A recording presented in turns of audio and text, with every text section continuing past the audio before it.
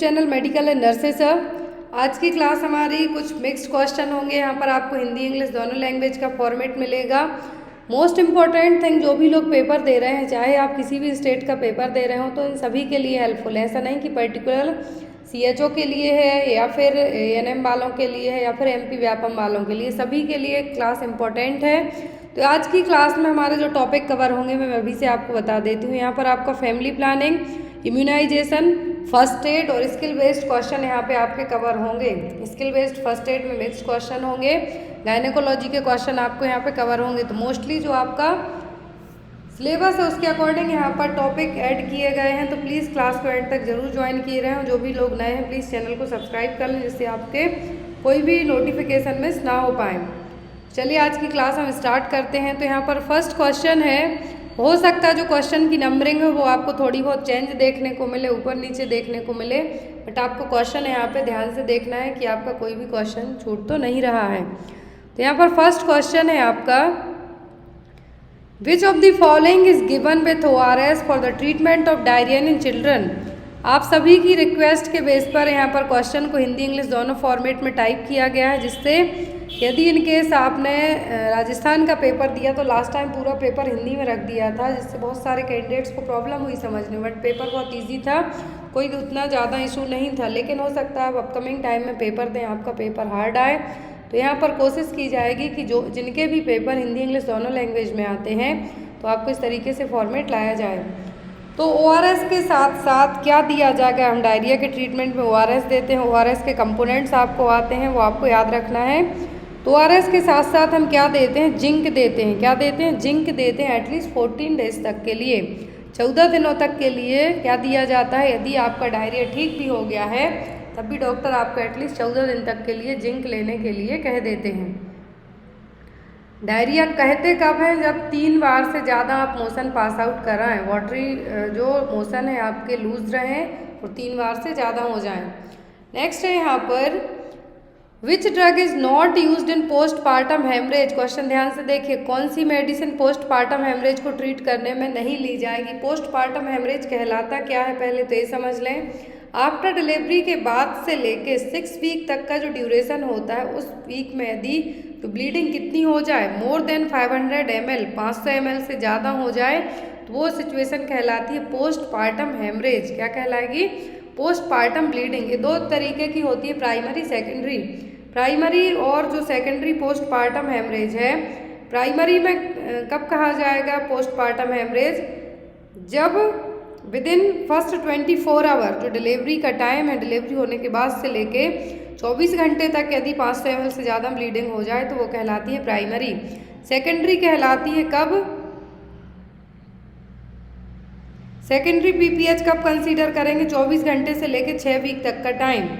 Primary और secondary PPH आपको याद रखना है। प्राइमरी में डिलीवरी से लेके 24 घंटे तक के टाइम में विदिन 24 आवर में 500 ml से ज़्यादा ब्लड लॉस हो जाए बाय वेजाइनल डिलीवरी के, तो वो कहलाएगा प्राइमरी पोस्टपार्टम हेमरेज। सेकेंडरी में कहेंगे हम जब यही ब्लड लॉस कितना हो जाए, 24 घंटे से लेके 6 वीक का जो परपीरियम पीरियड होता है उसमें यदि 500 ml से ज़्यादा ब्लीडिंग हो जाए तो वो कहलाता है क्या, सेकेंडरी PPH। ऑक्सीटोसिन लेंगे हम, और जो मेडिसिन यहाँ पे नहीं लेनी है वो कहलाती है मीफेप्रोस्टोन। मीफेप्रोस्टोन को कहते हैं RU486 और अबॉर्शन के लिए यूज़ की जाती है। मीफेप्रोस्टोन को मीजोप्रोस्टोल के साथ कॉम्बिनेशन के तौर पर यूज़ किया जाता है। इसको हम क्या कहते हैं, RU486 मेडिसिन। और एक इसमें यूज़ होती है अबॉर्शन के लिए। PPH को ट्रीट करने में मेनली जब लेते हैं हम तो क्या लेते हैं, ऑक्सीटोसिन लिया जाता है। मिथार्जिन ले सकते हैं, लेकिन कुछ केस में इसको भी कॉन्ट्राइंडिकेट माना जाता है, स्पेशली यदि पर्सन को हाई BP की प्रॉब्लम हो या फिर कुछ अदर इशू हो तब। लेकिन मीफेप्रोस्टोन कम्प्लीटली कॉन्ट्राइंडिकेट रहती है PPH को ट्रीट करने में। नेक्स्ट वन है यहाँ पर, to find out the expected date of delivery, how many days should be added from the first day of the last menstrual period. Question ध्यान से देखिए, डेट ऑफ डिलीवरी को पता करने के लिए LMP में कितने दिन जोड़े जाते हैं। तो LMP में हम दिन जोड़ते हैं 9 मंथ प्लस 7 डेज। LMP का मतलब लास्ट मेंस्ट्रुअल पीरियड का फर्स्ट डे, और यहाँ पर LMP का first debt plus 9 month plus 7 days, तो इससे निकल के आता है EDD। और नेगल्स फॉर्मूला पूछे तो जो मैंने अभी आपको बताया, LMP का फर्स्ट दिन प्लस 9 मंथ प्लस 7 डेज, तो ये क्या है, Naegele's rule. Expected date of delivery के लिए कैलकुलेट करने के लिए यूज़ किया जाता है। यदि ईडीडी तक आपकी डिलीवरी नहीं होती है तब डॉक्टर 2 वीक तक वेट करेंगे, तब भी नहीं होती है तो फिर आपका या तो लेबर इंड्यूस किया जाएगा या फिर सिजेरियन सेक्शन करके आपके बच्चे को बाहर निकाला जाएगा। Next one, what is the normal respiratory rate in a pregnant women. तो एक प्रेग्नेंट वूमेन में नॉर्मल रेस्पिरेटरी रेट कितना होगा, 12 से 16 पर मिनट, 18 से 20 पर मिनट, 18 से 24 पर मिनट या फिर 20 से 24 पर मिनट। कितना होगा नॉर्मल रेस्पिरेटरी रेट एक फीमेल जो कि क्या है, प्रेग्नेंट है, तो उसमें होगा कितना, 18 to 20 ब्रीथ पर मिनट। कितना, 18 to 20 breath per minute. I hope आपको इन क्वेश्चंस में बिल्कुल भी डाउट ना हो रहा हो, क्योंकि बहुत इजी क्वेश्चन ऐड किए गए हैं एज ऑन आपके सिलेबस के। Next one, after how many weeks of period of pregnancy can the fetal heart sound be heard from the fetoscope. तो फीटल हार्ट साउंड कितने वीक की प्रेगनेंसी में आप फीटोस्कोप से सुन सकते हैं, 2 वीक की, 20 वीक की, 24 वीक्स की या फिर 32 वीक्स की। तो कितने वीक की प्रेगनेंसी में आप फीटोस्कोप से फीटल हार्ट साउंड को सुन सकते हैं, तो वो होगा कितना, 20 वीक्स की प्रेगनेंसी में। कितना, 20 वीक की प्रेगनेंसी में फीटोस्कोप से आप फीटल हार्ट साउंड को सुन सकते हैं। यदि डिजिटल की बात करें हम, तो डिजिटल में जनरली 12 वीक से ही आप फीटल हार्ट साउंड सुन सकते हैं, लेकिन फीटोस्कोप से पूछ रहे हैं, फीटोस्कोप जो एक ग्लास शेप में होता है वो है यहाँ पर। Next one, when the amount of haemoglobin in the blood is less than pregnant women is called anaemic. Haemoglobin का कितने लेवल कम हो जाना, किसी प्रेग्नेंट लेडी में हीमोग्लोबिन का लेवल कितने से कम होना एनीमिया में कंसीडर किया जाता है। मैंने कई बार पढ़ाया है, 13 ग्राम, 12 ग्राम, 11 ग्राम या फिर 10 ग्राम। तो हीमोग्लोबिन की मात्रा जब 11 ग्राम % से कम हो जाए तब प्रेगनेंसी में सिचुएशन को हम एनीमिया कंसीडर करते हैं। क्या करेंगे, एनीमिया कंसीडर करेंगे। नेक्स्ट वन, IUCD का फुल फॉर्म पूछा है। फुल फॉर्म है IUCD का इंट्रा यूट्राइन कॉन्ट्रासेप्टिव डिवाइस। क्या है, इंट्रा यूट्राइन कॉन्ट्रासेप्टिव डिवाइस। ये क्वेश्चन आई थिंक MPCHO में आया हुआ है एक बार। नेक्स्ट है यहाँ पर, what is the normal foetal heart rate. तो नॉर्मल फीटल हार्ट रेट कितनी होती है, 60 से 80 पर मिनट, 100 से 120 पर मिनट, 120 से 160 पर मिनट, 160 से 180 पर मिनट। तो नॉर्मल फीटल हार्ट रेट होती है कितनी, 120 से 160 पर मिनट, 120 to 160 पर minute. Next one, through which virus cause the bird flu. तो जो बर्ड फ्लू होता है किस वायरस से होगा, H1N1, H5N1, कोरोना वायरस या फिर मिक्सो वायरस। तो स्वाइन फ्लू पूछें तो H1N1, एवियन फ्लू और बर्ड फ्लू पूछें, क्वेश्चन ध्यान से सुनिए मैं क्या बोल रही हूँ। एवियन फ्लू और बर्ड फ्लू दोनों सेम नाम है और ये होते हैं H5N1 नाम के वायरस से। किससे, H5N1 से होगा एवियन फ्लू और स्वाइन फ्लू, ये पक्षियों में होता है। यहाँ पर आजकल लेकिन ये जो वायरल इन्फेक्शन है, एवियन फ्लू अभी बीच में बहुत ज़्यादा फैला था, बर्ड फ्लू, तो ये होता है H5N1 नाम के वायरस से। यदि आपको H1N1 स्वाइन फ्लू की ड्रग ऑफ चॉइस आती है तो याद रखना है एंटीवायरल ड्रग नाम क्या है, ओसेल्टाम्बिर, एग्जाम में आपको आती है। नेक्स्ट वन है यहाँ पर, which of the following disease is also known as lockjaw. Lockjaw जबड़े जिसमें क्या हो जाते हैं, लॉक हो जाएंगे, वो कौन सी डिसीज है, ब्लैक फुट, डायरिया, टिटनस या फिर TB। तो लॉकजा डिसीज कहते हैं किसको हम, टिटनस को। होती है किससे, क्लोरेस्ट्रीडियम टेटेनी जो कि रॉड शेप्ड बैक्टीरिया है। ध्यान से देखिए यहाँ पर, क्लोरेस्ट्रीडियम टेटेनी से जो डिसीज होती है वो कहलाती है टिटनस। ये बैक्टीरिया किस शेप का होगा, रॉड शेप्ड बैक्टीरिया होगा। टिटनस जनरली आपको एंट्री कहाँ से मारता है, आपके जो कटे हुए घाव हैं वहाँ से आपको एंट्री करेगा टिटनस का बैक्टीरिया। और यहाँ पर पेनफुल मसल स्पाज्म के साथ साथ पर्सन की कभी कभी डेथ भी हो जाती है और ये जनरली नर्व्स को अफेक्ट करेगा ये बैक्टीरिया। तो टिटनस में यदि आपको पूछें तो ओपिस्टोटोनस इसी का एक साइन है, जिसमें क्या होता है, जो आपकी मसल्स हैं बहुत ही ज़्यादा क्या होंगी, जकड़ जाएंगी, तो ये क्या होगा आपका टिटनस। टिटनस को और क्या कहते हैं हम, lock jaw disease. Next one, why which bacteria plague is spread. कौन से बैक्टीरिया से प्लेग फैलता है, एयरसीनिया पेस्टिस से, क्लोस्ट्रीडियम टेटेनी, बोटुलिज्म या फिर नन ऑफ द अबव। तो जनरली फूड पॉइजनिंग के लिए पूछते हैं तो वो है बोटुलिज्म। प्लेग के लिए पूछते हैं तो एर्सीनिया पेस्टिस, जो कि रिस्पॉन्सिबल होगा बैक्टीरिया एर्सीनिया पेस्टिस नाम का बैक्टीरिया क्या कॉज करेगा, प्लेग, जो कि महामारी भी कहलाती है। और इसका जो मेन एक सोर्स होता है वो क्या होता है, फ्ली। एर्सीनिया पेस्टिस कहाँ पर रहेगा बैक्टीरिया, फ्ली में। इन फ्ली के थ्रू एंटर होगा आपकी बॉडी में। Next one, which gas caused the global warming. तो ग्लोबल वार्मिंग के लिए कौन सी गैस रिस्पॉन्सिबल है, sulphur dioxide, carbon dioxide, carbon monoxide या फिर नन ऑफ द अबव। तो ग्लोबल वार्मिंग की जो वजह है वो है CO2। क्या है, CO2। आपको एग्जाम में गैसेस आ सकती हैं, जो गैसेस हैं ग्लोबल वार्मिंग के लिए रिस्पॉन्सिबल वो कौन कौन सी हैं, carbon dioxide, methane, nitrous oxide, water के ऐसे वेपर जो कि नेचुरली जा रहे हों, फ्लोरिनेटेड गैसेस जो कि सिंथेटिक हैं, क्या है, ग्रीन हाउस गैसेस हैं, ग्लोबल वार्मिंग के लिए रिस्पॉन्सिबल हैं। Next one, which disease can be caused by the infected milk. कौन सी डिसीज है जो इन्फेक्टेड मिल्क से होगी, आपको एंथ्रैक्स, प्लेग, गैस्ट्राइटिस या फिर जिंजवाइटिस। तो गैस्ट्राइटिस जिंजवाइटिस तो ये नहीं होंगी, लेकिन आपको जो इन्फेक्टेड मिल्क से हो सकता है वो है एंथ्रैक्स। एंथ्रैक्स होता है generally gram positive bacillus anthracis नाम के बैक्टीरिया से, और ये आपकी बॉडी में जाएगा जो डोमेस्टिक एनिमल्स हैं या फिर जिनका आप दूध पी रहे हैं तो उनसे आपको जनरली होने के चांसेस होंगे, क्या, anthrax. Next one, how many bones in human body. तो इसमें आपको बताने की ज़रूरत नहीं है, आपकी बॉडी में टोटल 206 हड्डियाँ होती हैं।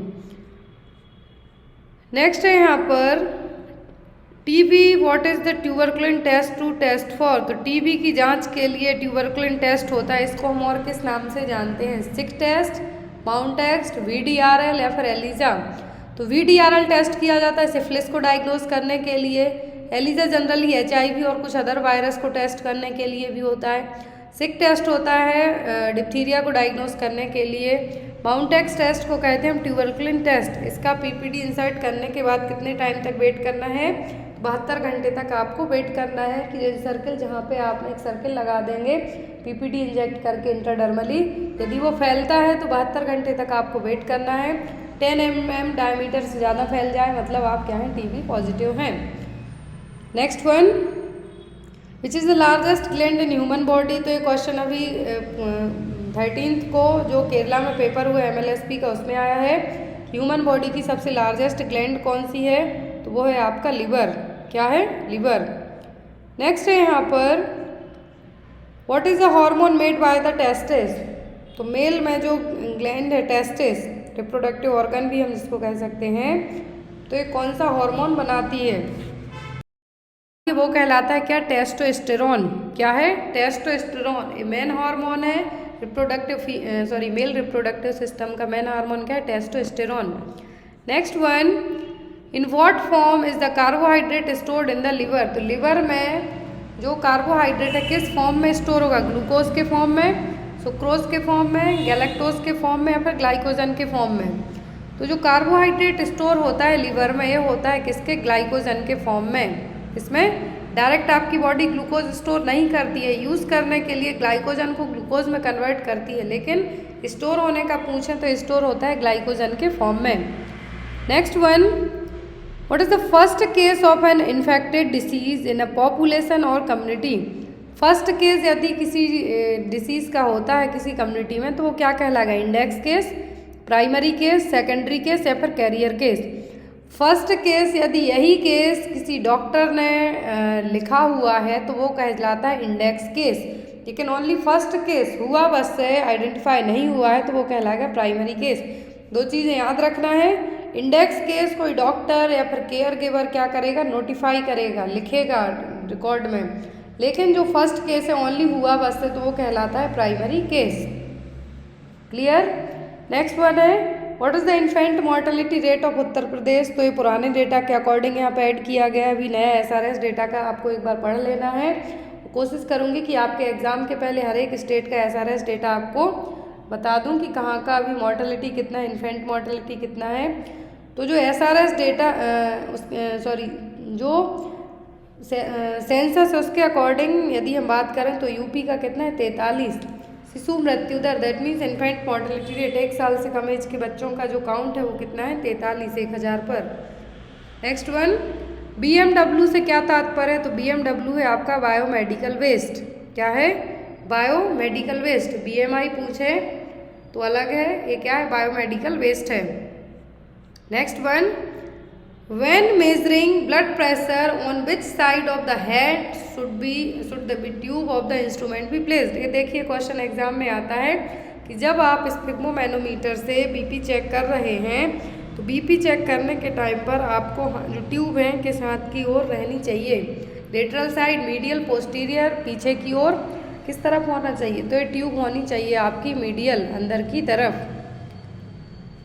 Next one, when is world health day celebrated? तो सबको याद है कि नर्सिंग दिवस हम अंतर्राष्ट्रीय नर्सेस डे मनाते हैं। 12 मई को वर्ल्ड हेल्थ डे मनाते हैं।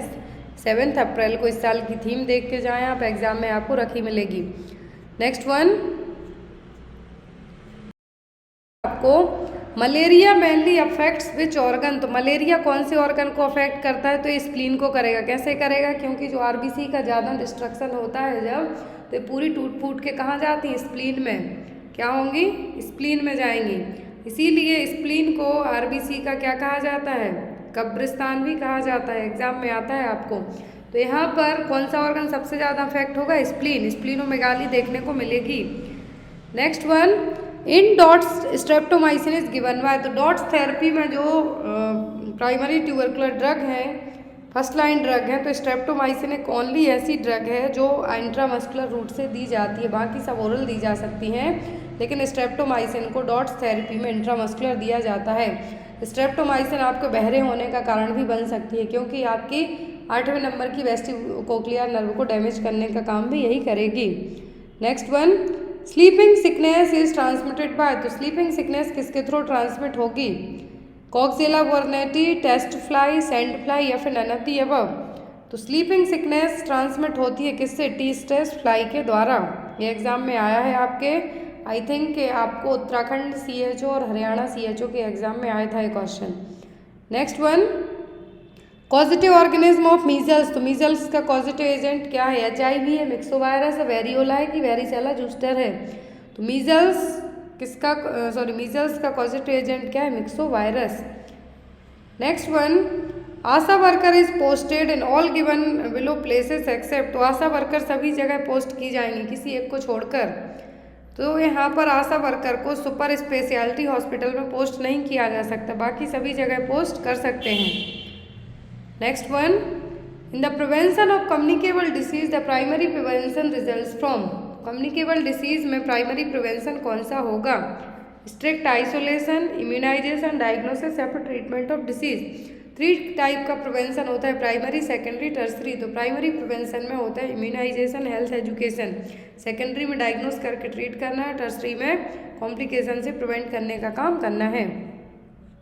Next one, in which year was the bacteria of TB disease discovered? तो TB का बैक्टीरिया माइकोबैक्टीरियम ट्यूबरकुलाई किस सन में खोजा गया था? तो इसकी खोज हुई थी 1882 में, 1882 में। Next and most important question exam में आता है MUAC। MUAC टेप है जिसको हम क्या कहते हैं? साकिर टेप, जिसमें ग्रीन, येलो, रेड बैंड होते हैं। तो ये किसके लिए यूज़ किया जाता है? टेम्परेचर चेक करने, रेस्पिरेटरी रेट के लिए, एडिमा चेक करने या फिर माल न्यूट्रिशन का लेवल चेक करने के लिए। तो mid upper arm circumference tape, जिसको हम साकिर टेप के नाम से भी जानते हैं, तो MUAC टेप यूज़ होता है कुपोषण को नापने के लिए, माल न्यूट्रिशन के लेवल को चेक करने के लिए। Next one, best investigation to diagnose fetal age? LMP भूल गई है, उसको कुछ भी याद नहीं है कि उसका लास्ट मेंस्ट्रुअल पीरियड कब था, लेकिन प्रेग्नेंट है। कैसे पता चलेगा कि फीटल कितना वीक जेस्टेशनल पीरियड है? तो वो पता चलेगा आपको अल्ट्रासाउंड से। किससे? अल्ट्रासाउंड से। सोनोग्राफी करेंगे तो उसमें पता चलेगा कि बेबी है जो कितने वीक का है, फीटल एज क्या है, जेस्टेशनल पीरियड कितना है। Next one, fever, whooping cough, body ache are the clinical feature of? Fever आ रहा है, खांसी आ रही है कंटिन्यूसली, बॉडी एक हो रहा है मतलब पूरी बॉडी में पेन हो रहा है, तो ये किसके साइन हैं? डिप्थीरिया के, पर्टिसिस के, मीजल्स के या फिर मम्स के? तो वूफिंग कफ, 100 दिन की खांसी कहें हम जिसको, तो ये सब क्या है, पर्टिसिस। किसके साइन है ये सब, पर्टिसिस के। और ये जनरली पर्टिसिस ओनली 2 ईयर तक के बच्चों को मेनली अफेक्ट करता है, आफ्टर दैट ये उतना अफेक्ट नहीं करता। नेक्स्ट है यहाँ पर कि जो वूफिंग कफ और डिप्थीरिया है generally upper respiratory tract system को अफेक्ट करता है। तो ये स्प्रेड कैसे होंगे, जो इनके बैक्टीरिया हैं स्प्रेड कैसे होंगे, डेफिशिएंसी ऑफ विटामिन से, वायरस से, ड्रॉपलेट से या फिर पॉल्यूटेड वाटर से। तो ये सब फैलेंगे ड्रॉपलेट इन्फेक्शन से। कैसे, ड्रॉपलेट इन्फेक्शन से। Next one, after how many years albendazole medicine is given. एक क्वेश्चन बहुत ही अच्छा और ट्रिकी क्वेश्चन, इसका डोज आता है एग्जाम में, कब देना है। पहले तो ये कंपलसरी था डिवॉर्मिंग जो मेडिसिन है, लेकिन अभी उतना कंपलसरी डॉक्टर्स नहीं मानते हैं एल्बेंडाजोल और मेबेंडाजोल को। लेकिन ये जब बच्चे की एज 1 साल से ज़्यादा हो जाए हमें तभी देना है, बिफोर दैट हमें एल्बेंडाजोल नहीं देना है। नेक्स्ट है यहाँ पर गर्भवती माताओं के साथ साथ जननी शिशु सुरक्षा योजना में कितने वर्ष और कितने आयु तक के बच्चों को निःशुल्क सेवाएं दी जाती हैं। तो जो यहाँ पर जननी शिशु सुरक्षा योजना है, प्रेग्नेंट लेडी के साथ साथ जो उसका बच्चा है, कितने एज तक के बच्चे को ये पूरी फ्री रहती हैं, तो ये होती हैं 1 साल तक को। कितने, बर्थ टू 1 ईयर तक के बच्चे को ये पूरी जितनी भी स्कीम है जननी शिशु सुरक्षा योजना की, सभी लाभ है जो दिए जाते हैं वो भी निःशुल्क फ्री। एक प्राइमरी हेल्थ सेंटर है कितनी पॉपुलेशन के बीच में होगा, तो ये होता है, यदि प्लेन एरिया की बात करते हैं हम तो 30,000 में, कितने में, 30,000 पॉपुलेशन के बीच में। यदि एरिया पहाड़ी इलाका है, हिली ट्रैवल एरिया है, तो कितने में होगा, 20,000 पॉपुलेशन में। सब सेंटर के लिए यहाँ पर नेक्स्ट क्वेश्चन है, अ sub centre in a hilly area caters to population of. अब यहाँ पर आपको यदि बात जब हमने पीएससी सब सेंटर की करते हैं तो यहाँ का आपको स्टाफिंग पैटर्न है जो याद रखना बहुत ज़रूरी है। कहाँ पर, पीएचसी में और सब सेंटर में। एग्जाम में क्वेश्चन आता है, तो यदि सब सेंटर का स्टाफिंग पैटर्न पूछते हैं, प्राइमरी हेल्थ सेंटर का स्टाफिंग पूछते हैं, तो जो यहाँ पर टोटल यदि बात करें हम एग्जिस्टिंग और बारे में बात करते हैं, तो यदि पीएचसी से आपको एग्जाम में क्वेश्चन आते हैं तो यहाँ पर स्टाफिंग पैटर्न, यदि आप नॉर्मली अपनी प्रिपरेशन कर रहे हैं तो टोटल जो यहाँ पर स्टाफिंग पैटर्न होता है वो होता है 15। कितना होता है, 15। लेकिन आप यदि BNS 04142 का एग्ज़ाम देने वाले हैं तो यहाँ पर आपको और ज़्यादा डीपली क्वेश्चन आते हैं। तो यहाँ पर पीएचसी की बात करें हम, तो यहाँ पर Indian public health standard IPHS full form याद रखें, इंडियन पब्लिक हेल्थ स्टैंडर्ड के अकॉर्डिंग पीएचसी को है जो यहाँ पर डिवाइड किया गया। फर्स्ट आता है डिलीवरी एंगल से, किससे, डिलीवरी एंगल से। पीएचसी में भी of 2 types depending upon the delivery case load. Exam में क्वेश्चन आता है डिलीवरी केस लोड को डिपेंड करते हुए जो डिलीवरी होती है उनको लेके, तो टाइप ए और टाइप बी। तो टाइप ए पीएचसी है जो कब कंसीडर किया जाएगा, प्राइमरी हेल्थ सेंटर। अभी हमने पॉपुलेशन पढ़ लिया कि 30,000 है, तो कहाँ पर है, नॉर्मल प्लेन एरिया में 20,000 जनता है वहाँ की, तो हिली पहाड़ी एरिया में होगा एक पीएचसी। लेकिन यहाँ पर यदि केस लोड को बात करें, डिलीवरी को केस लोड को लेके, तो टाइप ए पीएचसी कब कहलाएगी, जब वहाँ पर डिलीवरी है जो लेस देन 20 डिलीवरी हुई हो 1 मंथ में, 1 महीने में 20 से कम डिलीवरी हुई हो, तो वो कौन सी पीएचसी कहलाएगी, टाइप ए पीएचसी। फिर दूसरा आता है टाइप बी पीएचसी। कौन सा आएगा, टाइप बी पीएचसी, तो जिसमें डिलीवरी लोड 20 से भी ज़्यादा होगा 1 महीने में। जिस प्राइमरी हेल्थ सेंटर में 20 से ज़्यादा डिलीवरी कंडक्ट हुई होगी वो किस में आएगा, टाइप बी पीएचसी में। नेक्स्ट आता है यहाँ पर कैटेगरी के हिसाब से यदि हम बात करें केस लोड के हिसाब से, तो ये तो था डिलीवरी के हिसाब से, डिलीवरी केस लोड के। अब यहाँ पर नॉर्मल डिलीवरी केस लोड और डिस्टेंस पर यदि बात करते हैं हम, तो 3 टाइप्स होंगे। एसेंशियल स्टैंडर्ड, जो कि यहाँ पर essential standard for a normal PHC without 24/7 services. दूसरा है विथ 24/7 नर्सिंग फैसिलिटीज। और थर्ड है यहाँ पर विथ 24/7 इमरजेंसी। अकॉर्डिंग पढ़ ली, पीएचसी डिलीवरी लोड के अकॉर्डिंग पढ़ ली। अब यहाँ पर यदि आपको एग्जाम में क्वेश्चन है, यहाँ पर ये देखिए जो 2 तरीके की टाइप ए और टाइप बी पीएचसी की यदि बात की जाए, तो यदि एग्जाम में क्वेश्चन आता है कि टाइप ए पीएचसी में एसेंशियल स्टाफिंग पैटर्न कितना होना चाहिए, तो वो होता है 13 और डिजायरेबल ज़रूरत कितने की होती है, 18 की। वैसे ही यहाँ पर टाइप बी पीएससी का भी आपको एग्जाम में पूछ सकते हैं। नेक्स्ट है यहाँ पर अ sub centre in a hilly area caters to a population of, तो जो सब सेंटर हिली एरिया में है, कहाँ पर है, हिली एरिया में है, तो यहाँ पर कितनी पॉपुलेशन के बीच में है जो एक सब सेंटर रहेगा। ऑप्शन में है यहाँ पर 1000, 2000, 3000 या फिर 500। तो यदि यहाँ पर हम पॉपुलेशन नॉर्म्स की बात करें, कहाँ पर, सब सेंटर के लिए, और हिली और पहाड़ी एरिया अलग यहाँ पर सेपरेट कहा गया है, तो कितना होगा, 3000, कितना होगा, 3000 पॉपुलेशन। यदि यही प्लेन एरिया कहते तो हम ऑप्शन डी को मार्क करते, लेकिन इन्होंने साफ साफ कहा है कि हिली एरिया है, पहाड़ी इलाका है, तो कितने में होगा, 3000 पॉपुलेशन में। अब यदि इसका स्टाफिंग पैटर्न पूछते हैं, तो सब सेंटर में है जो ज़्यादा स्टाफिंग पैटर्न नहीं होता है। यहाँ पर लोग होते हैं, होता है हेल्थ वर्कर मेल, दूसरा हेल्थ वर्कर फीमेल, और तीसरा होता है वॉलेंट्री वर्कर। तो टोटल यहाँ पर 3 मेंबर्स हैं जो प्रेजेंट रहेंगे। नेक्स्ट है यहाँ पर मैन पावर यदि कहें तो हम कितने होंगे, 3। नेक्स्ट है यहाँ पर eligible couple register is maintained eight, तो जो एलिजिबल कपल रजिस्टर है, क्या है, कपल रजिस्टर है, कहाँ पर मेंटेन किया जाएगा। ऑप्शन में सब सेंटर में, प्राइमरी हेल्थ सेंटर में, कम्युनिटी हेल्थ सेंटर में, या फिर डिस्ट्रिक्ट हॉस्पिटल में। तो जो एलिजिबल कपल रजिस्टर है, क्या है, एलिजिबल कपल रजिस्टर है, कहाँ पर मेंटेन किया जाएगा, तो ये मेंटेन किया जाएगा सब सेंटर में। कहाँ पर, सब सेंटर में।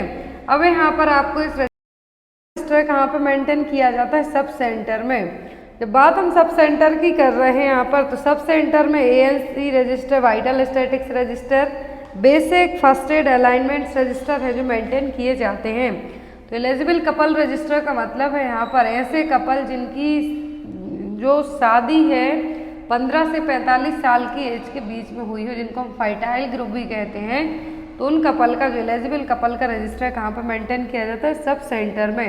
अब यहाँ पर सब सेंटर की बात आ रही है, तो यहाँ पर किट्स भी होती हैं जो आपको एग्जाम में आती हैं, kit A and kit B. पूरे जो सब सेंटर, प्राइमरी हेल्थ सेंटर और कम्युनिटी हेल्थ सेंटर में जो भी किट यूज़ की जाती हैं वो यहाँ पे हम देखेंगे। तो यदि किट ए और किट बी की बात करें हम, तो किट ए और किट बी दोनों है जो सब सेंटर में है जो रखी जाती हैं और मिलेंगी। इनके कंपोनेंट्स जो आइटम्स इनमें प्रेजेंट होते हैं किट्स में, वो आपको उनके नाम है जो याद रखना है। किट ए में ORS पाउडर होगा, आयरन फॉलिक एसिड की स्मॉल और लार्ज टैबलेट होंगी, सिरप होगा और फॉलिक एसिड होगा, क्वाट्रिमेक्साइड टैबलेट होंगी, जिंक होगा, विटामिन ए होगा, और यहाँ पर जो लास्ट में रहेगा वो क्या होगा, जीबी क्रिस्टल्स हैं जो प्रेजेंट होंगे, या फिर हम जिनको क्या कहेंगे, मिथिलीन लिथियम क्लोराइड। तो यहाँ पर ये भी प्रेजेंट होगा। लेकिन यहाँ पर आपको किट बी मेनली एग्जाम में पूछी जाती है, अभी तक किट ए उतनी नहीं आती है, किट बी आती है, बट यहाँ पर एक्सेप्ट करके क्वेश्चन आपको आ सकते हैं। तो पैरासीटामॉल किट बी में रहती है, किट ए में नहीं रहेगी, तो दोनों के आपको कंपोनेंट याद रखना है। सब सेंटर में जो किट होती हैं वो होती है किट ए, बी एंड सी।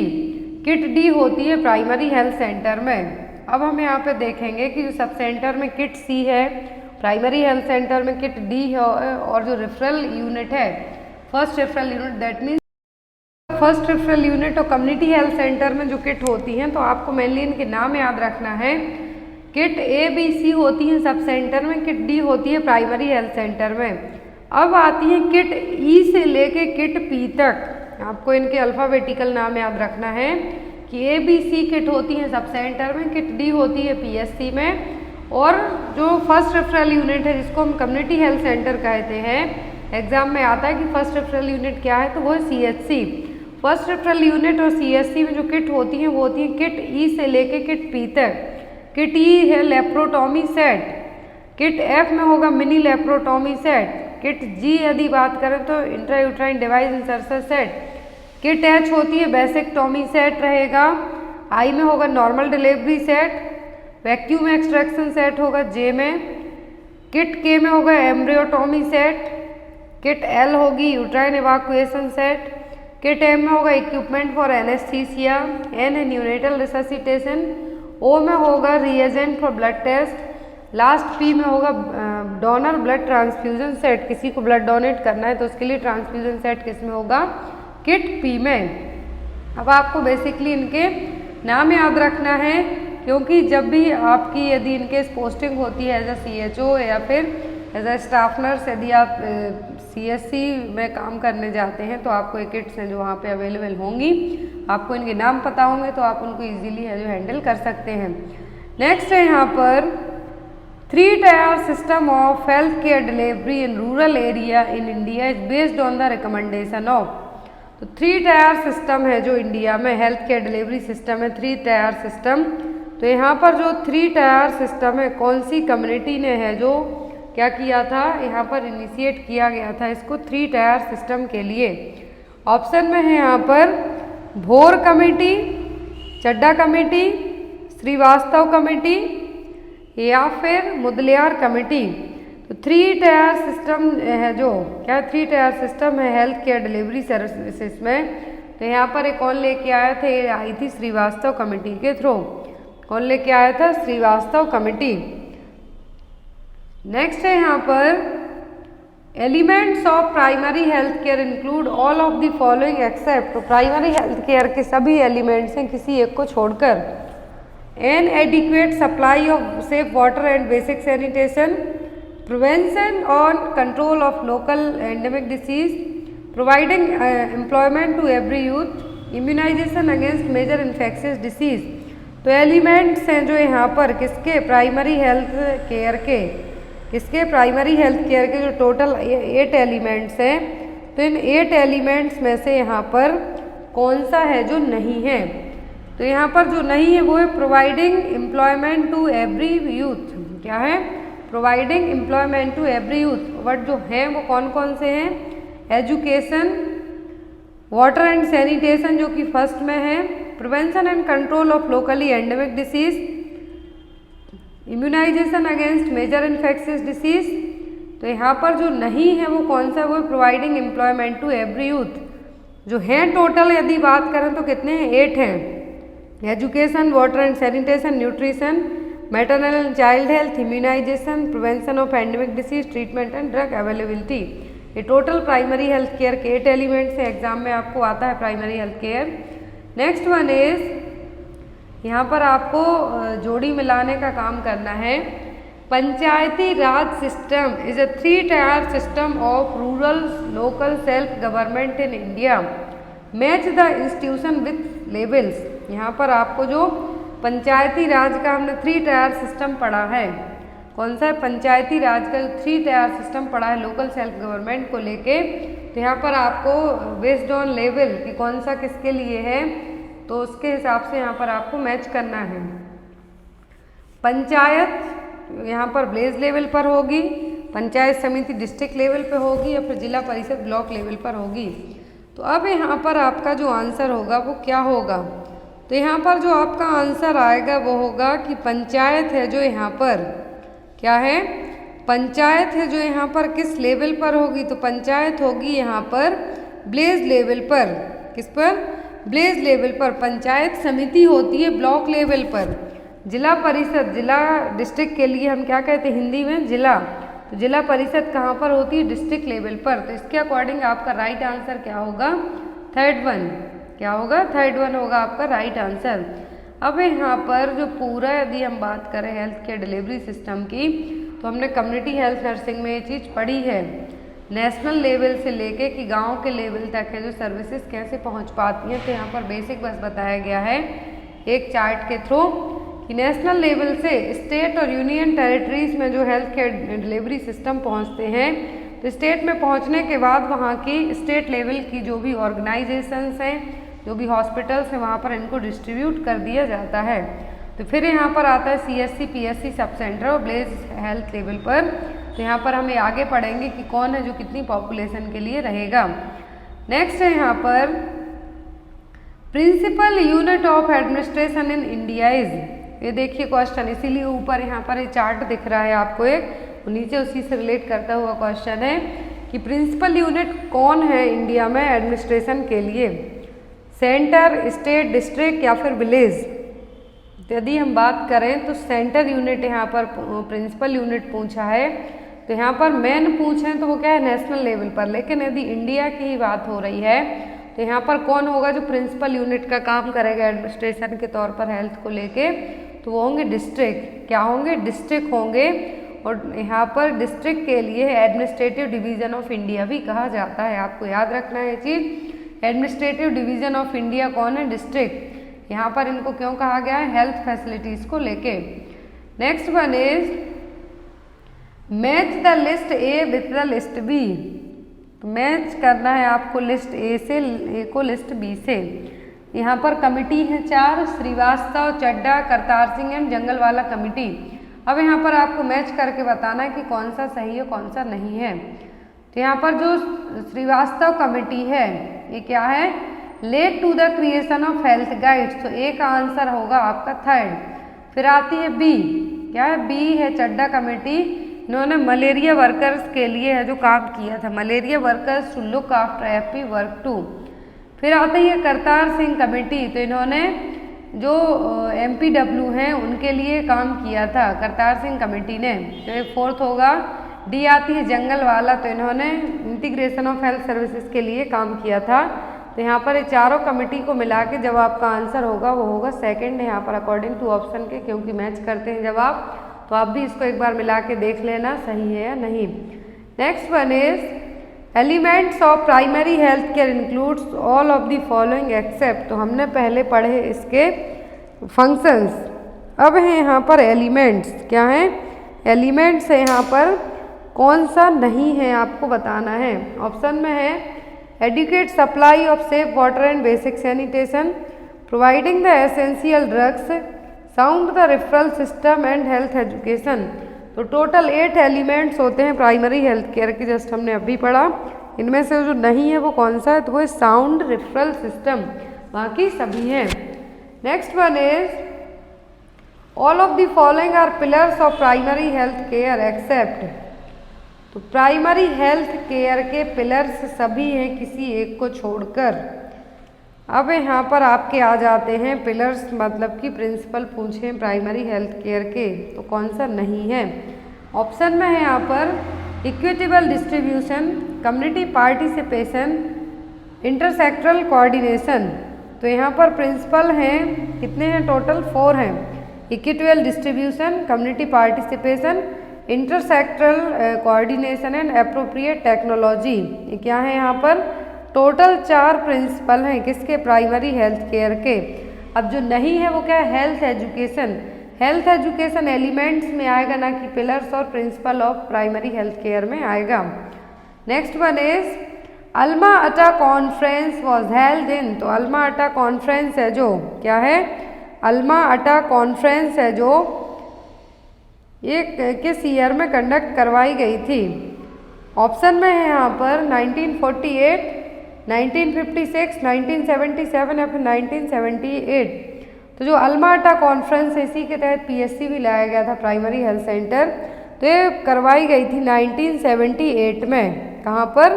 1978 में। अभी प्रेजेंट ये क्या है? कजाकिस्तान। बट जब हुई थी ये कॉन्फ्रेंस तो कहाँ पर हुई थी? एलमेटी। उस टाइम पे क्या था? कजा सोवियत सोशलिस्ट रिपब्लिक। लेकिन नावाडेज क्या है? कजाकिस्तान में जो अल्मा अटा कॉन्फ्रेंस हुई थी जिसमें PSC भी डिक्लेयर किया गया था, हेल्थ फॉर ऑल यहाँ पे लाया गया था इसी ईयर में। तो ये क्या कब हुई थी? 1978 में।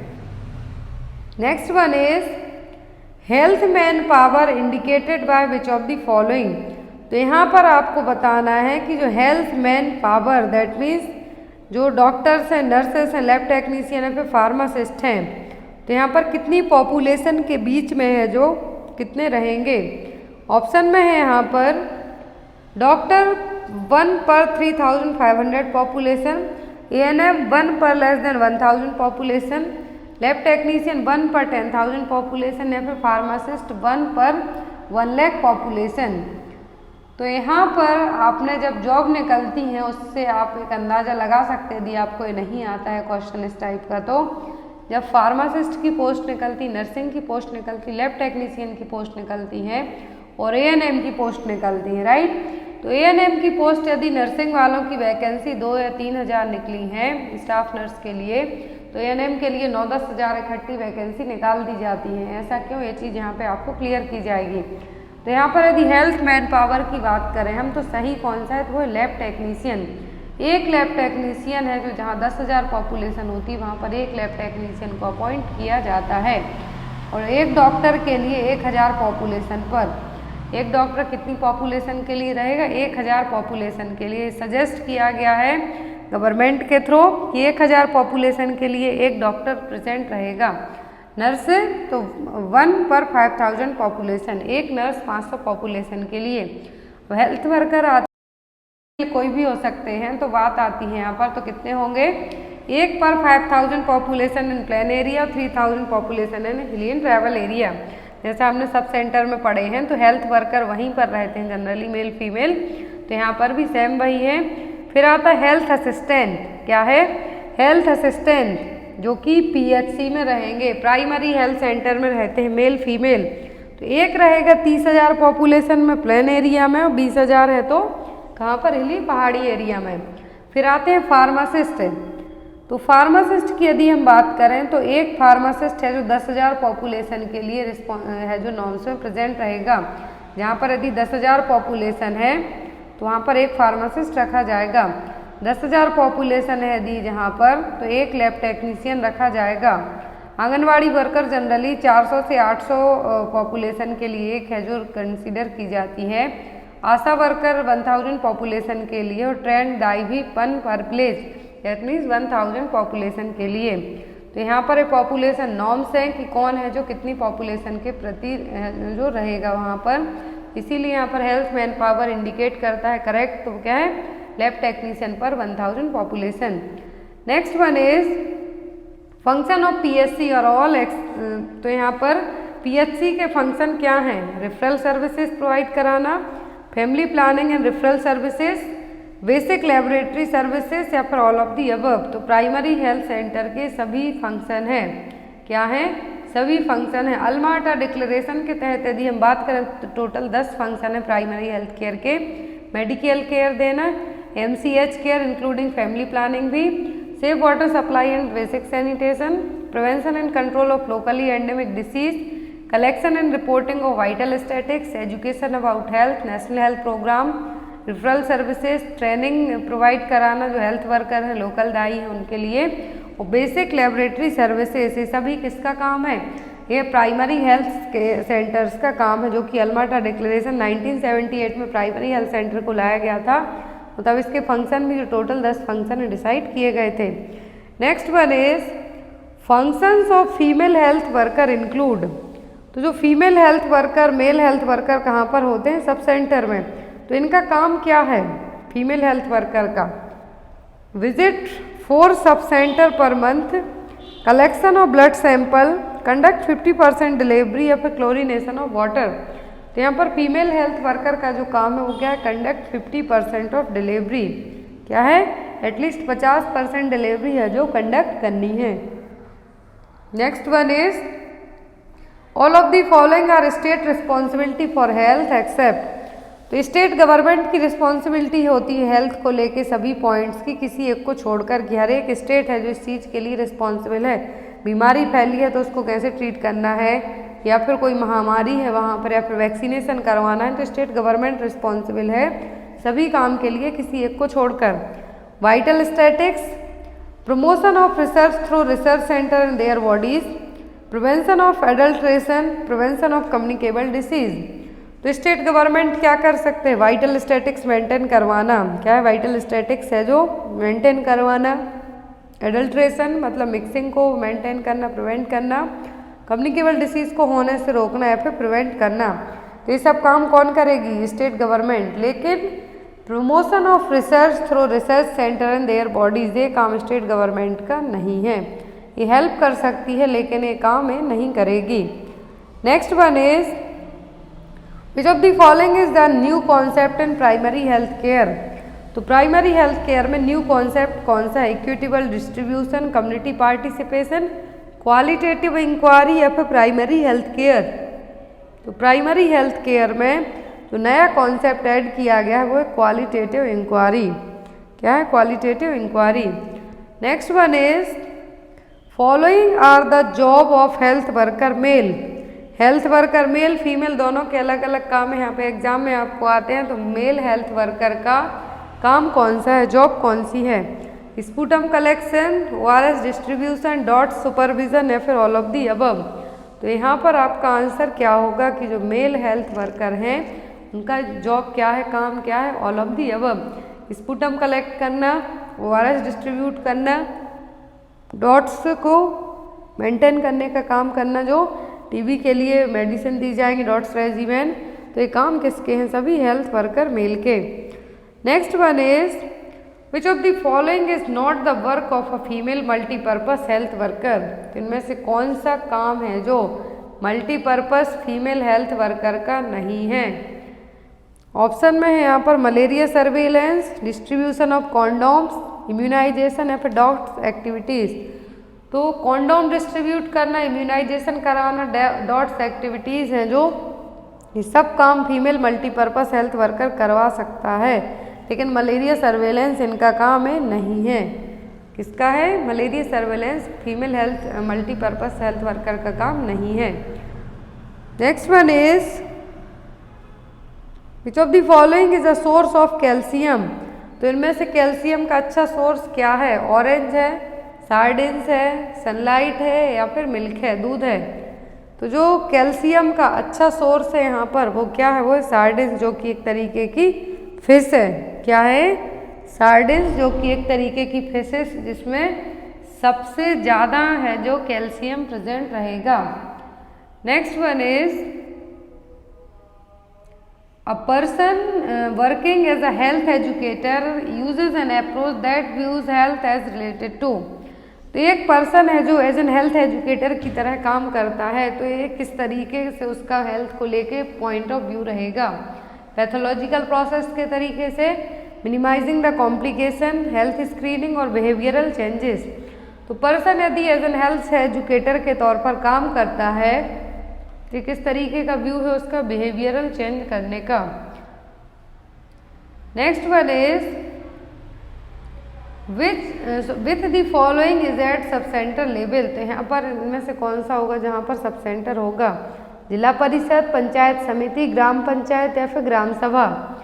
तो यहाँ पर सब सेंटर है जो जिस तरीके से किसके लिए प्रेजेंट होगा तो वो ग्राम पंचायत में। कहाँ पर? Gram Panchayat. Next one is highest level of integration and health services is. तो हाईएस्ट लेवल ऑफ इंटीग्रेशन कौन सी हेल्थ सर्विसेज में होगा? पीएचसी में होगा, सब सेंटर में होगा, सीएससी में होगा या फिर डिस्ट्रिक्ट हॉस्पिटल में होगा। सबसे ज़्यादा है जो बिजी हॉस्पिटल्स, इनमें से कौन सी होंगी? तो वो होंगी डिस्ट्रिक्ट हॉस्पिटल्स। नेक्स्ट है यहाँ पर PHC under public health care system in India was introduced as result of recommendation by. तो यहाँ पर प्राइमरी हेल्थ सेंटर है जो as an public health care system है, इंडिया में किस कमेटी या फिर किस कमीशन के थ्रू है जो इंट्रोड्यूस करवाए गए थे? ऑप्शन में Mudaliar committee, Kartar Singh committee, planning committee या फिर भोर कमेटी। कौन सी कमेटी है जिन्होंने पीएचसी है जो लाए गए थे? तो वो लाए थे भोर कमेटी के तहत। कौन है? भोर कमेटी है जो पीएचसी के लिए इन्होंने इनिशिएट करवाया था। Next one is Which act prohibit the engagement of children in certain employments and to regulate the condition of work of children in certain other employments। तो कौन सा एक्ट है? क्या है? कौन सा एक्ट है जो बच्चों के लिए एक एज डिसाइड करता है कि इस एज तक के बच्चे हैं जो काम नहीं करेंगे, एम्प्लॉयमेंट में नहीं आएंगे, और किस कंडीशंस का काम है वहाँ पर क्या होता है? तो कौन सा एक्ट यहाँ पर काम करेगा? Contract labour act, the children act, children contract act या फिर the child labour act.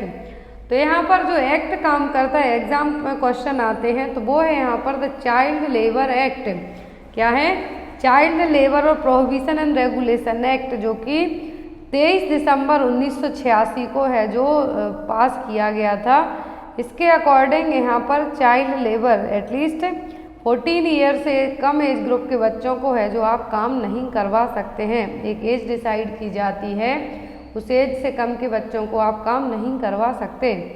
Next one is who is the in-charge of PSC। तो प्राइमरी हेल्थ सेंटर का इंचार्ज कौन होता है? Nurse grade first, nurse grade second, medical officer या फिर health assistant female. तो प्राइमरी हेल्थ सेंटर का जो इंचार्ज होता है वो कौन होता है? Medical officer. सेंटर होते हैं वहाँ का इंचार्ज कौन होता है? Medical officer. Next one is when an individual comes in contact with an infected person and isolated for the duration of incubation period, it is referred as। कोई भी person यदि किसी इन्फेक्टेड पर्सन के contact में आ जाता है तो वो अपने आप को क्या कर लेगा? आइसोलेट कर लेता है। कब तक के लिए? जब तक उसकी बॉडी अपने फर्स्ट साइन सिम्टम्स शो ना कर दे, इसको हम इंक्यूबेशन पीरियड कहते हैं। तो वो क्या कहलाएगा? Medical isolation, contact isolation, detention centre और क्वारंटाइन। तो यदि आप किसी कोविड इन्फेक्टेड पर्सन के कांटेक्ट में आ जाते हैं, वो आप अपने घर जाके अपने आप को 14 दिन के लिए रूम में बंद कर लेते हैं। क्या करते हैं? 14 दिन के लिए आप आइसोलेट हो जाते हैं। आप हेल्दी हैं, लेकिन इंक्यूबेशन पीरियड दैट मीन्स यदि आपको वो डिसीज़ होनी होगी तो विदिन 14 डेज के अंदर हो जाएगी। तो ऐसा सोच के आप क्या करते हैं? आइसोलेट हो जाते हैं। बट आपको इन्फेक्शन नहीं होता तो वो टाइम पीरियड क्या कहलाता है? क्वारंटाइन। क्या कहलाएगा? Quarantine. Next one is which one of the following stage mouth and tongue are used to deal with the stress. तो कौन सी स्टेज में है जो आप किसी भी स्ट्रेस को लेके डील करने के लिए ओरल स्टेज है, सॉरी कौन सी स्टेज है जो आप अपनाएंगे? एनल स्टेज अपनाएंगे, ओरल स्टेज, फैलिक स्टेज या फिर लेटेंसी स्टेज। तो कौन सी स्टेज में है जो आप माउथ टंग का है जो यूज़ करेंगे यहाँ पर?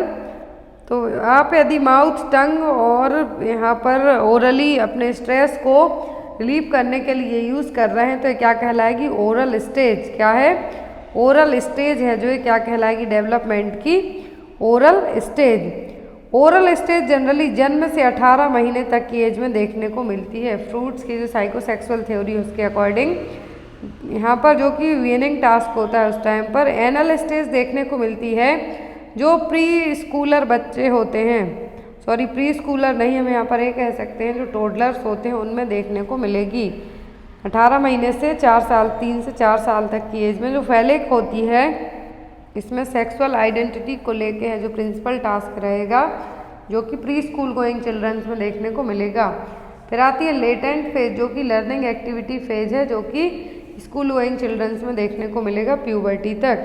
फिर प्यूबर्टी से है जो और आगे स्टेज में देखने को मिलेगी जेनाइटल स्टेज। तो यहाँ पर आपको ओरल, एनल, फैलिक, लेटेंसी है और यहाँ जो चारों स्टेज, सॉरी 5 स्टेज के नाम याद रखना है और यहाँ पर क्या है जो डेवलप होगा इस स्टेज में। Next one is a nurse perform physical assessment by touching a patient whole body to rule out abnormality. This kind of touch is called. तो यहाँ पर आप एज अ नर्स है किसी पर्सन की, पेशेंट का फिजिकल असेसमेंट करते हैं तो आप उसकी पूरी बॉडी को टच करते हैं यदि, तो ये कौन सा टच कहलाएगा? Friendship touch, warm touch, intimating touch या फिर प्रोफेशनल टच। तो यदि एक नर्स किसी पेशेंट को उसकी बॉडी में कोई एबनॉर्मलिटी या फिर कोई डिसीज़ चेक करने के लिए उसको टच करती है, छू के देखती है, तो ये कहलाता है प्रोफेशनल टच। क्या कहलाएगा? Professional touch. और बिना पेशेंट की परमिशन के आप उसको टच नहीं कर सकते, ये भी एक रूल है। Next one is the modern concept of nursing that is promotion of health, prevention of disease, alleviation of suffering is known as. देखिए यहाँ पर WHO के अकॉर्डिंग हेल्थ की डेफिनेशन ही बता दी। तो कौन सा कॉन्सेप्ट होगा? हॉलिस्टिक, इकोलॉजिकल, बायोमेडिकल और साइकोलॉजिकल कॉन्सेप्ट। तो यहाँ पर जो कॉन्सेप्ट है promotion of health, prevention of disease and alleviation of suffering. कोई डिसीज है तो उसको क्या करना है? एलिवेट करना है, भगाना है बॉडी से। तो कौन सा कॉन्सेप्ट है? तो ये holistic concept of health. Next one is public health centre and sub centre are responsible for providing health care at. तो जो PHC हैं और सब सेंटर हैं किस तरीके की केयर प्रोवाइड कराते हैं? Specialised care, critical care, tertiary health care या फिर प्राइमरी हेल्थ केयर। जितने भी प्राइमरी हेल्थ सेंटर और सब सेंटर होते हैं कौन सी केयर प्रोवाइड कराते हैं? तो ये करवाते हैं आपको प्राइमरी हेल्थ केयर। क्या करवाते हैं? Primary health care. Tertiary health care आपको है जो CHC में मिलेगी। क्रिटिकल और स्पेशलाइज्ड केयर आपको मान लीजिए कोई स्पेसिफिक बीमारी है तो वहाँ मिलेगी, लेकिन प्राइमरी हेल्थ केयर है जो कहाँ पर दी जाएगी? PHC और सब सेंटर्स में। Next one is which kind of material is required for applying pressure at the IV site is. यदि IV साइट है तो वहाँ पर आपको प्रेशर लगाना है, कौन से मटेरियल की ज़रूरत पड़ेगी? अल्कोहल स्वैब की, बीटाडीन स्वैब की, स्टेराइल स्वैब की, या फिर नन ऑफ द अबव, मतलब कुछ भी नहीं। तो IV साइट पर आप क्या करते हैं? ब्लीडिंग ना हो तो वहाँ पर ब्लीडिंग को स्टॉप करवा लीजिए। आपने लैब में सभी ने अपना ब्लड है जो दिया होगा किसी न किसी टेस्ट के लिए, तो वहाँ पर क्या यूज़ किया जाता है? अल्कोहल स्वैब है जो पहले यूज़ करते हैं बाद में, लेकिन जब IV साइट को आप प्रेशराइज करते हैं IV कैनुला या फिर IV रूट से आप ब्लड निकालने के बाद, तो वहाँ पर क्या यूज़ करते हैं? Sterile swab. Next one is which type of hypersensitivity reaction is tuberculin skin test. तो ट्यूबरक्लिन माउंटेक्स टेस्ट होता है, तो उसमें कौन सी हाइपर सेंसिटिविटी रिएक्शन देखने को मिलेगी? Type 4th, type 1st, type 2nd या फिर टाइप 3rd हाइपर सेंसिटिविटी। तो हाइपर सेंसिटिविटी की बात हो रही है, एग्जाम में क्वेश्चन आता है। तो ट्यूबरक्लिन स्किन टेस्ट में जो हाइपर सेंसिटिविटी देखने को मिलती है वो होती है टाइप 4, जिसको हम क्या कहते हैं? Delayed hypersensitivity reaction. Tuberculin test के लिए यहाँ पर क्यों कही गई टाइप 4? क्योंकि यहाँ पर जो PPD इंजेक्ट की जाती है वो इंट्राडर्मल रूट से है जो चेक की जाती है, और जितने भी यहाँ पर क्या है, जितने भी टेस्ट किए जाते हैं किसी भी मेडिसिन को लेके वो क्या किए जाते हैं? इंट्राडर्मली किए जाते हैं।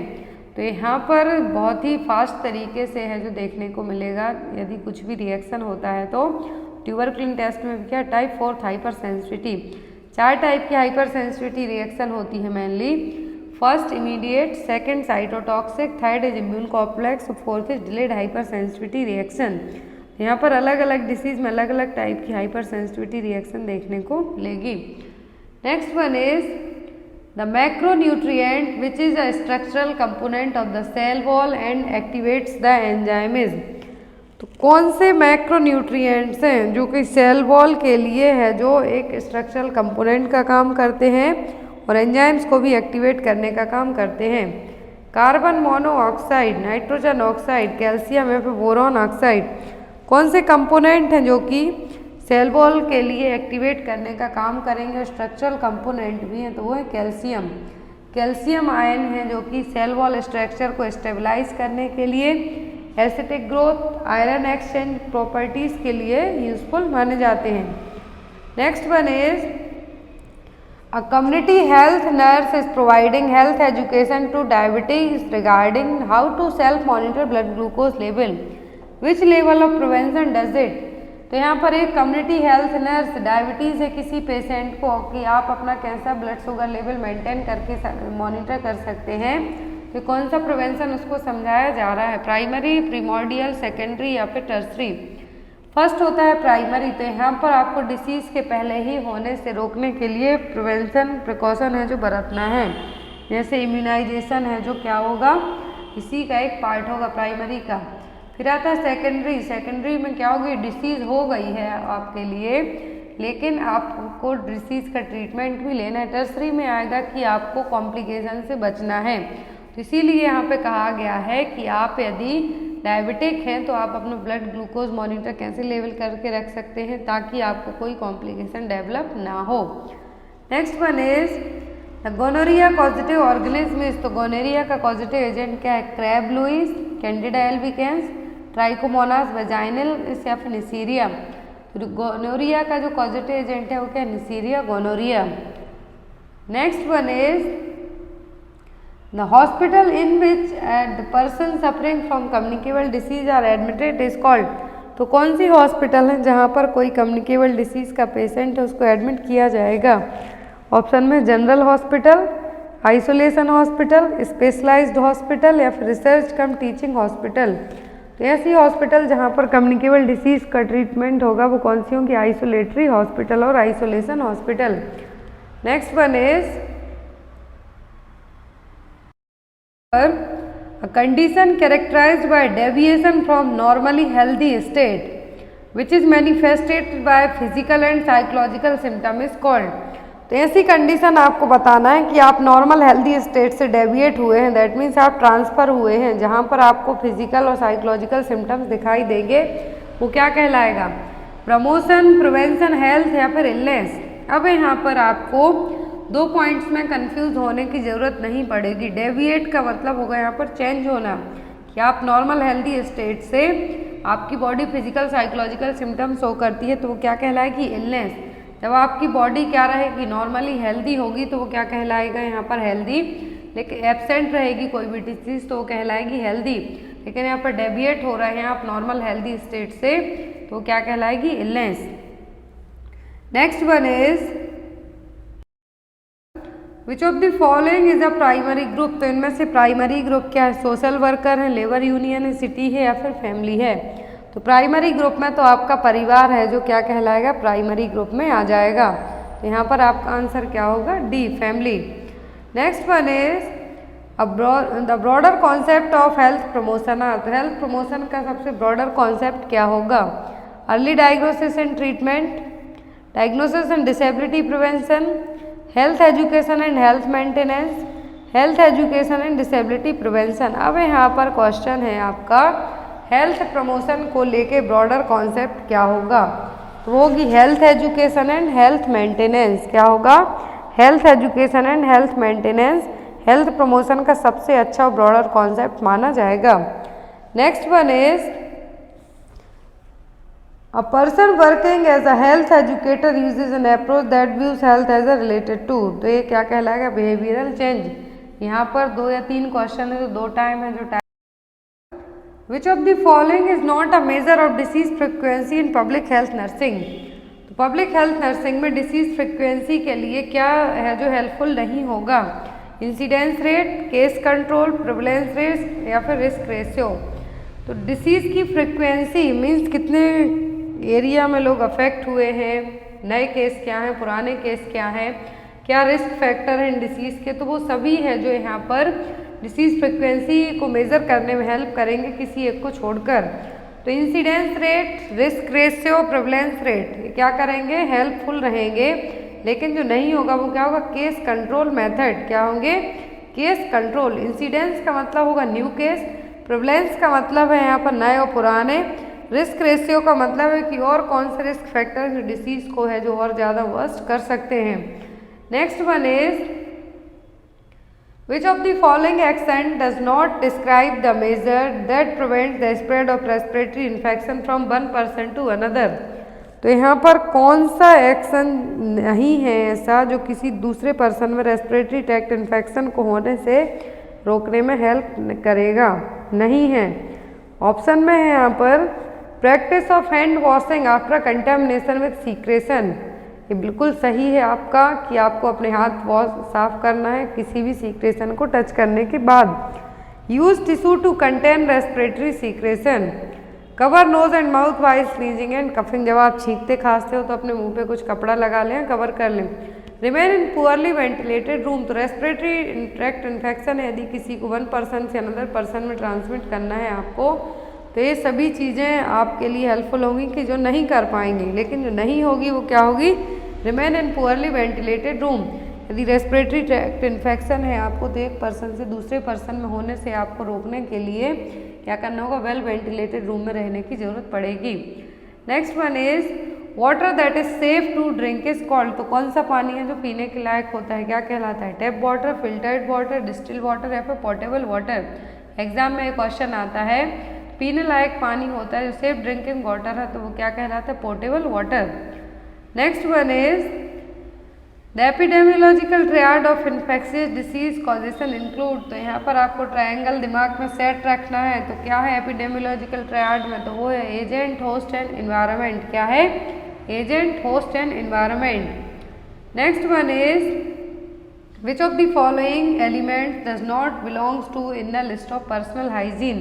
तो इनमें से पर्सनल हाइजीन में क्या इंक्लूड नहीं है? Mental hygiene, hand hygiene, menstrual hygiene और skin and oral hygiene.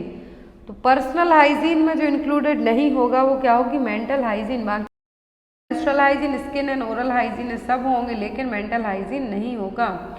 Next and most important question, इसका आंसर आप लोग कमेंट बॉक्स में बताएंगे। और सेकंड चैनल है, उस पर आपको BMI और जो IQ लेवल है उसके फॉर्मूला और दोनों के है जो रेंज बताई जाएंगी। तो यहाँ पर BMI का क्वेश्चन है, इसका आंसर आप लोग को कमेंट बॉक्स में देना है। क्वेश्चन है, diagnosis of underweight patient includes assessment of their BMI body mass index, which of the following BMI values would indicate a risk of malnutrition in a consistently underweight patient? Easy question है। BMI के according आपको patient में बताना है कि underweight patient जो माल nourish patient है उसकी BMI कितनी होगी। Less than 19.5 kg per metre square, less than 20.5 kg per metre square, less than 18.5 kg per metre square और 21.5 kg per metre square.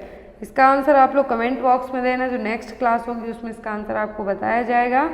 Thank you for watching us. Bye bye, good night.